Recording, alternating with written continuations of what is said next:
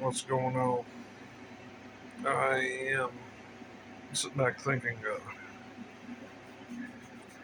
nutrition is one of the main things that's going to help you get anywhere as far as training.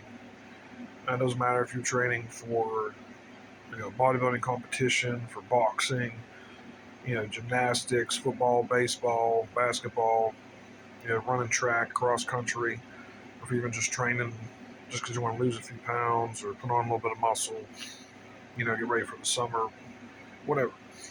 Do a whole transformation. You know. But nutrition, I guess one of the hardest things to do though is cutting out foods once you realize that it's either going to hinder your success or your healing. Dairy is one of the main things that I had to cut out of my diet, especially after researching it. And I'm not a doctor, so I'm not going to get on here telling people, it causes this, that, and the third. But again, in my opinion, everything I've read and at least how it's affected me. As soon as I stopped with milk, cheese, yogurt, cottage cheese, everything. I don't care if it just had a wee little bit of milk in it, a little bit of sour cream, whatever. No dairy at all. When I cut that out of my diet, my energy went through the roof. Right there for a while, whenever initially when I started getting clean, and I actually decided to do it, clouds in my head. It's the best way to explain it. It's cloudy. Couldn't hardly think. It was like somebody was hitting the brakes on my mind at all times. Like somebody was like really putting the foot down, keeping me from even going anywhere. It was times where I couldn't even remember the day before or even an hour before. I did some damage, some major damage. And I was kind of scared for the longest time, thinking I had brain damage of some kind. I thought I was like permanently, disabled in one way, shape, or form or the other. But luckily, I wasn't. Well, I think that's still up for debate whether or not I got brain damage. But when you're coming out of addiction, you have to make sure that not only are you staying clean, but also vitamins, nutrients. You got to get your meals on point. It's best to eat every 2 to 3 hours, have a smaller meal. I try to get about 250 grams of protein a day. I usually don't quite get that much, especially I was around 235 pounds, so I dropped down to about 221 now. Trying to get down to 212 because the bodybuilding competition that I want to do, the maximum weight for what I'm trying to go in to do is only 212 pounds. And it's a men's classic physique. I want to try to place, man. I look at it like, not like, oh yeah, of course I'm going to lose my first show. I'm not looking at it like that. I'm looking at it walking in there the same way you're supposed to. You're supposed to have it in your head that you're the one that they got to beat. They got to beat you. You already won. They have to do something. So you got to stay on your 100%. Stay on your P's and Q's.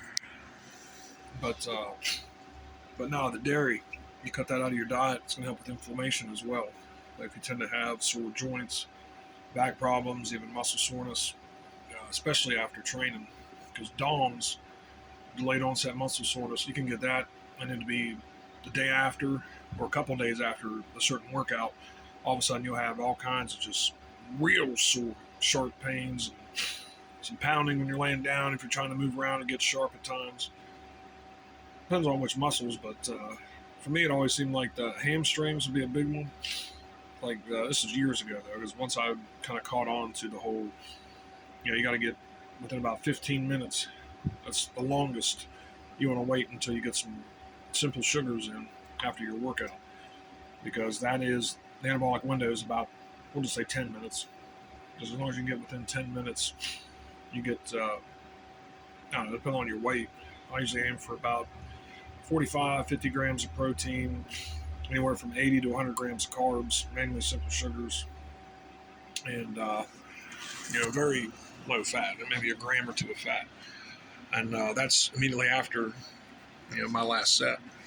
And then an hour later, I try to eat a meal, usually another 40 grams of protein, around 60, 70 grams of carbs roughly, mainly from, fiber or complex carbs.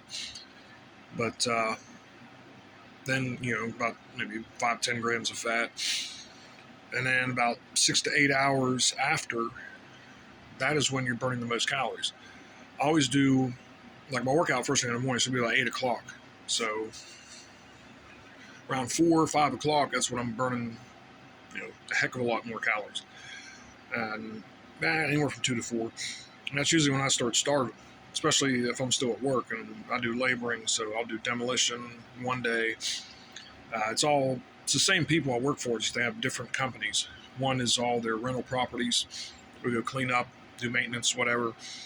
Another one is the construction part of it, where we go.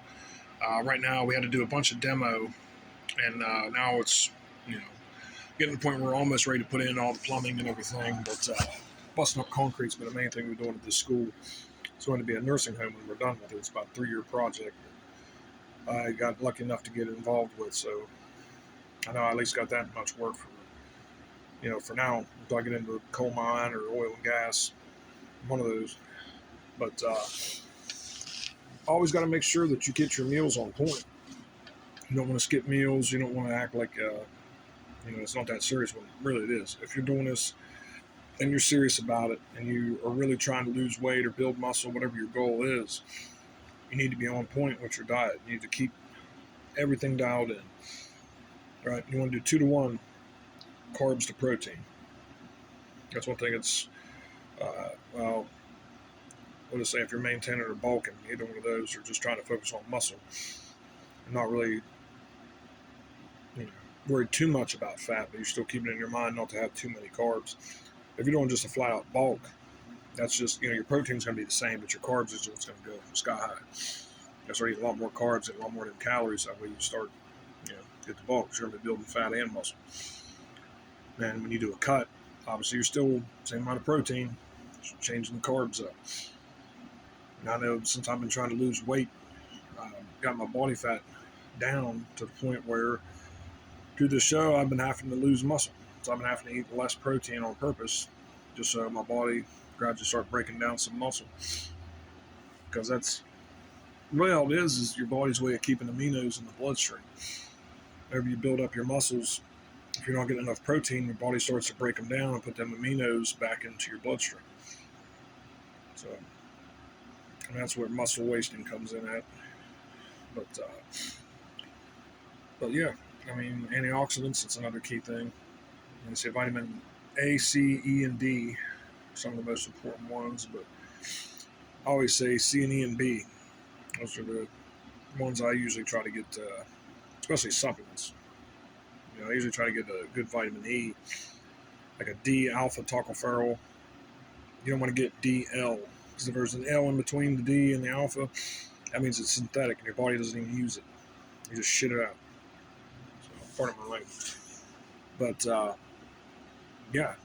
if you're not going to be focused on diet and you're trying to do something in bodybuilding and training of any kind, really, and you're not really worried about what you eat, you're just screwing your gains up. And you got to come to a decision whether you're in this solely for healing and for performance, endurance, or the taste. Now, it doesn't mean that you can't have stuff that doesn't taste good, because there's plenty of substitutes you can use as far as plant-based and vegan, different sweeteners like stevia. I think that tastes pretty much just like sugar.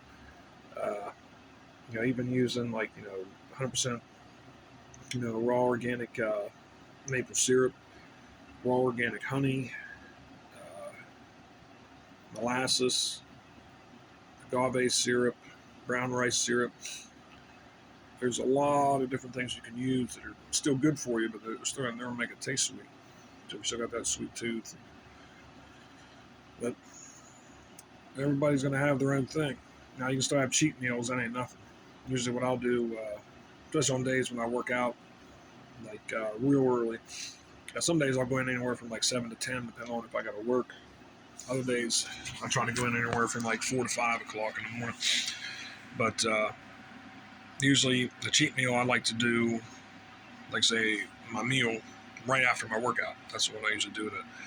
And I will have anything from, like some cereal, throw some ice cream in it, bust up some, different types of candy, whatever.